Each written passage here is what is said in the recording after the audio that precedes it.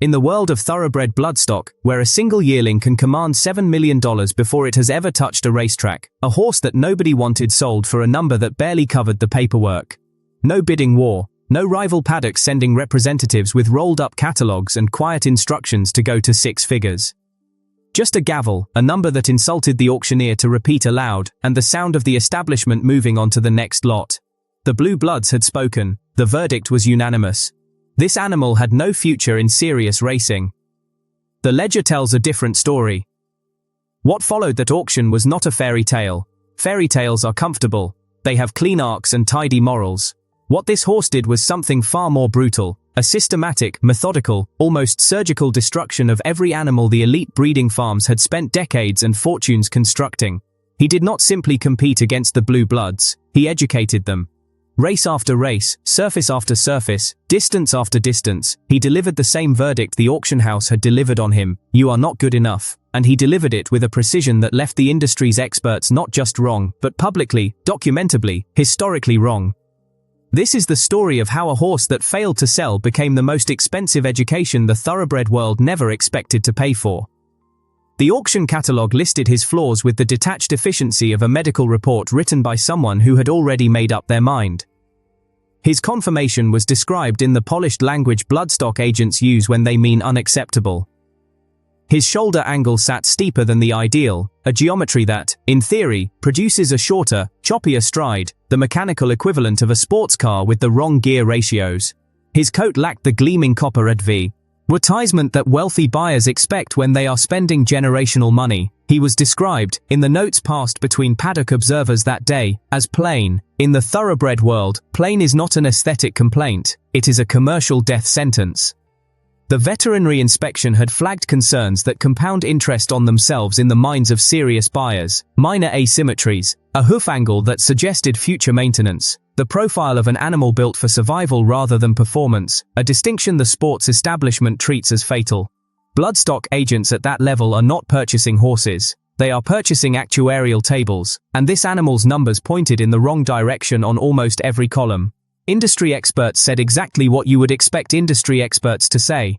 The bloodstock agents who passed on him were not making irrational decisions by the metrics they trusted. The veterinarians who filed cautious reports were reading the data available to them. They were all looking at the same horse. None of them were looking far enough. Because the metrics the establishment trusted had been constructed by the establishment, for the establishment, to validate what the establishment already believed. And what they believed was that greatness in a racehorse is purchased, that it lives in specific bloodlines, specific physical templates, specific auction receipts. The idea that something they had publicly discarded could then publicly dismantle everything they had publicly celebrated, that was not a variable their models had been built to accommodate. The first workout should have been unremarkable. The horse was on a minor track, handled by a trainer whose budget did not include the luxury of famous names. The surface was not maintained to the standard of the elite training facilities. The company was not the kind that generates clocker reports that circulate through the industry before breakfast. And yet the stopwatch, that indifferent, democratic instrument that does not care about catalogue pages or auction receipts, produced a number that made the trainer set it down and pick it up again. Not because he suspected a malfunction, because he suspected himself. The time was verified, then it was verified again. Something was moving through that horse that the exterior had concealed entirely.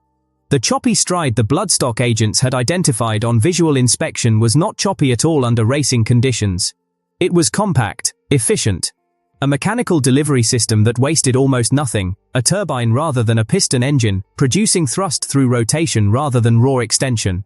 Where other horses burned energy in the extravagant arc of a long stride, this animal recycled it. The physics of his movement, once observed at speed rather than in a paddock, looked less like a flaw and more like a solution to a problem most racehorses never solve. When the full biological picture eventually emerged, the veterinarians who had passed on him would have found the data instructive.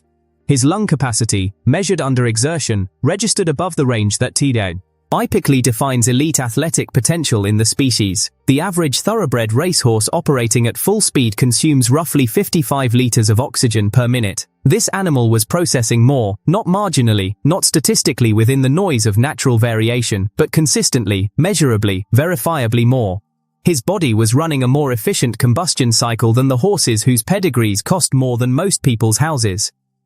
His heart rate recovery, the speed at which his cardiovascular system returned to baseline after maximum exertion, was the number that stopped one veterinarian mid-sentence during a routine examination.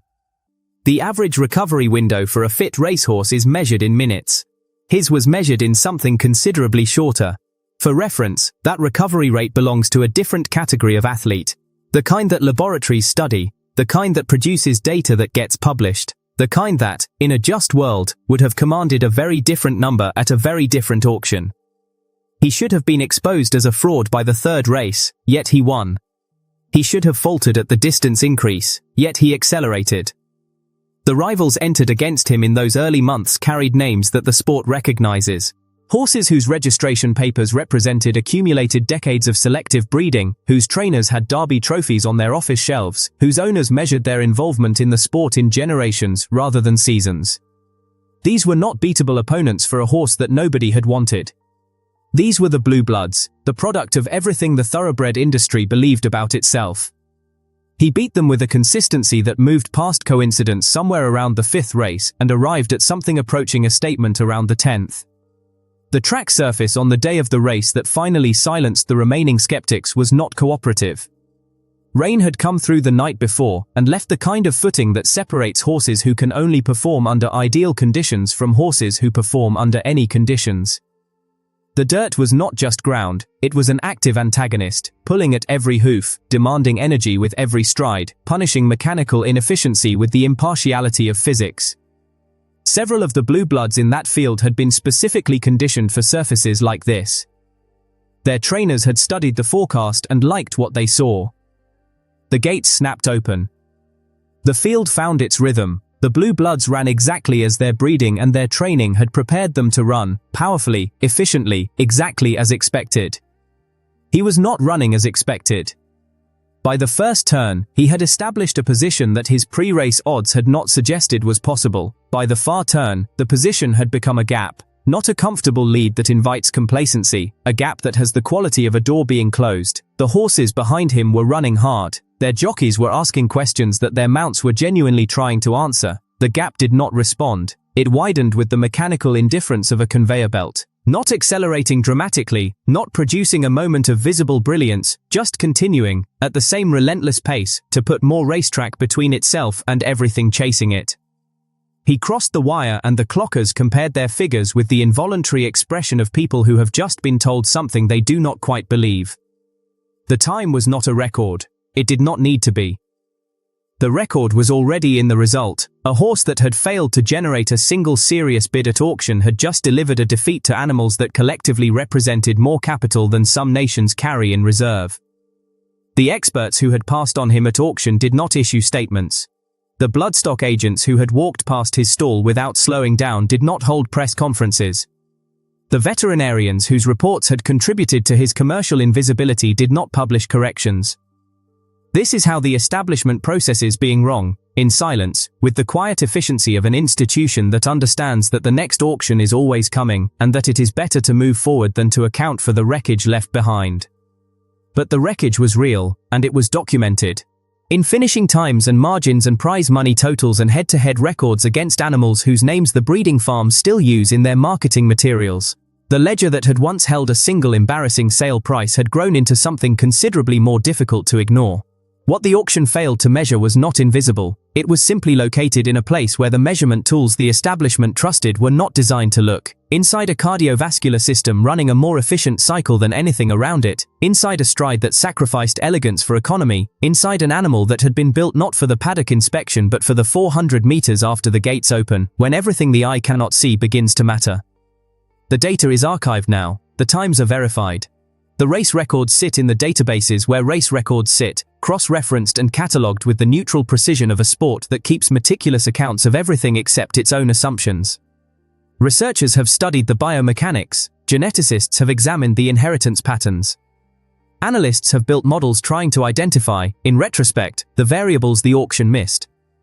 None of them have fully closed the gap.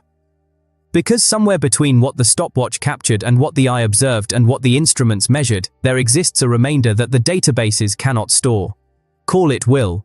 Call it competitive intelligence, call it the particular fury of an animal that had been told, in the only language commerce speaks, that it was worth nothing, and had decided, in the only language racing speaks, to spend the rest of its career making that assessment look like the most expensive mistake in the history of a sport that has made many.